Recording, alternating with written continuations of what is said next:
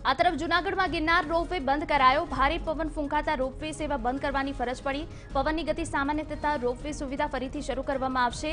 Ropeway શરૂ થવાની પ્રવાસીઓ રાહ જોઈ રહ્યા છે। સુરેન્દ્રનગર જિલ્લામાં આવેલા ચોટીલા ધામમાં પણ મોટી સંખ્યામાં ભક્તોએ માતાજીના દર્શન કર્યા। સંક્રમણ ફરી ફેલાવાના ભયથી તંત્રએ લોકો પાસે કરાવ્યું ગાઈડલાઈનનું પાલન। ચોટીલા ડેપ્યુટી કલેક્ટરે મંદિર ટ્રસ્ટની બોલાવી હતી તાત્કાલિક બેઠક, જેમાં સોશિયલ ડિસ્ટન્સના નિયમ સાથે ભક્તોએ મંદિરમાં આવવાની જે ગાઈડલાઈનની સૂચના આપી હતી। અમદાવાદમાં આવેલા માણેક ચોકમાં સોના ચાંદી બજાર સવારે 10 થી સાંજે 6 વાગ્યા સુધી જ ખુલ્લું રહેશે। બજારોમાં ભીડ એકઠી ન થાય તે માટે માણેક ચોકમાં ચોકસી મહાજન મંડળે દુકાનનો સમય નક્કી કર્યો।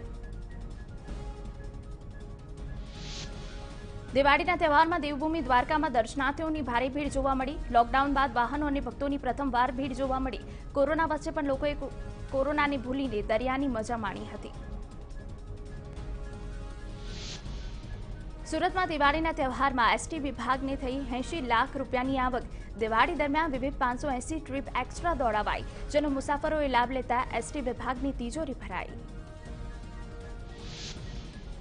અમદાવાદ મુંબઈ વચ્ચેની ખાનગી તેજસ ટ્રેનને પૂરતા પેસેન્જર ન મળતા 24 નવેમ્બરથી ટ્રેન બંધ કરવાનો નિર્ણય લેવાયો છે। લોકડાઉન બાદ ટ્રેનમાં સરેરાશ 150 થી 175 મુસાફરો મળતા હોવાથી રેલવે બોર્ડ પ્રારંભમાં જ મંગળવારથી સેવા બંધ કરવાનો નિર્ણય કર્યો હતો।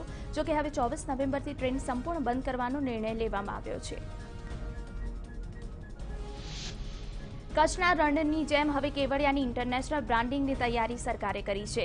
ગુજરાતના પ્રવાસન સ્થળોને આવરી લઈને અમિતાભ બચ્ચને કરેલી ખુશ્બુ ગુજરાત કીની એક થકી પ્રવાસન સ્થળોને દેશ વિદેશમાં ખ્યાતિ અપાઈ હતી। જો કે હવે ફરી એકવાર કેવડિયા સ્ટેચ્યુ ઓફ યુનિટી માટે અમિતાભ આ એડનું કેમ્પેઇન શરૂ કરશે। આ તરફ રાજ્યમાં વચ્ચે ઠંડીનો ચમકારો। 24 કલાક દરમિયાન કોલ્ડવેવની આગાહી। અમદાવાદમાં રહી શકે છે 14 થી 15 ડિગ્રી તાપમાન। કચ્છમાં આરટીઓ સર્કલ પાસે બાઇક અને ટ્રેલર વચ્ચે અકસ્માત સર્જાયો। બાઇકને ટક્કર મારી બેંકમાં ઘૂસી ગયું ટ્રેલર। બાઇક સવાર ઇજાગ્રસ્ત થતા તેને નજીકની હોસ્પિટલમાં સારવાર અર્થે ખસેડવામાં આવ્યો। વડોદરા કરજણ રેલવે સ્ટેશન નજીકથી મળેલી લાશ દિલ્હીના ફાઇનાન્સર નીરજ ગુપ્તાની હોવાનું સામે આવ્યું છે। નીરજની પ્રેમિકાના મંગેતરે દિલ્હીમાં હત્યા કરી હતી। હત્યા કર્યા બાદ લાશને સુટકેસમાં ભરી ટ્રેનની પેન્ટ્રીમાં સુટકેસ મૂકી દીધી હતી। સુરેન્દ્રનગરના સરાગામ પાસે આવેલા ખારા ડેમમાંથી યુવકનો શંકાસ્પદ કોવાયેલી હાલતમાં મૃતદેહ મળી આવ્યો। પોલીસે મૃતદેહને પીએમ માટે મોકલી પરિવારજનોની શોધખોળ હાથ ધરી છે। મોરબીના નાની વાવડી ગામની વ્યક્તિ સળગતી હાલતમાં હોસ્પિટલ આવ્યો। શરીરે પેટ્રોલ છાંટી આગ ચાંપી હતી। ગંભીર રીતે ઘવાયેલા યુવાનને રાજકોટ ખસેડવામાં આવ્યો। માનસિક બીમાર શખ્સે ઊંઘની ગોળીઓ ખાઈ લેતા હોસ્પિટલ લઈ જવાયો હતો। હોસ્પિટલ બહાર જ પોતાના પર પેટ્રોલ છાંટીને આગ લગાવી હતી। ઉપલેટાના મેઘા ટીંબીના સરપંચ દેવાભાઈ ભારાઈ પર હુમલો।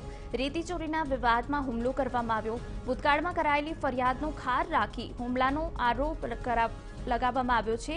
હાલ તેઓ સારવાર હેઠળ। વઢવાણ તાલુકાના વાડલા ગામે 2 શખ્સને જાનથી મારી નાખવાની ધમકી અંગે 3 શખ્સ સામે ફરિયાદ નોંધાઈ છે। લાયસન્સવાળી બંદૂકમાંથી 3 રાઉન્ડ ફાયરિંગ પણ કરવામાં આવ્યું। વઢવાણ પોલીસ મથકમાં 3 શખ્સ વિરુદ્ધ ફરિયાદ નોંધાઈ। સુરત ગ્રામે એસઓજીએ હથિયારો સાથે આરોપીની ધરપકડ કરી છે। કટોદરાના તાતીથૈયા નજીકથી 2 યુવાનની દેશી તમંચા સાથે ધરપકડ કરવામાં આવી। બંને યુવાન પર પ્રાંતીય હોવાનું સામે આવ્યું। વડિયામાંથી બોગસ તબીબ ઝડપાયો છે। શ્રીનાથ ક્રિટિકલ કેર નામની હોસ્પિટલના તબીબ સામે ફરિયાદ નોંધાઈ।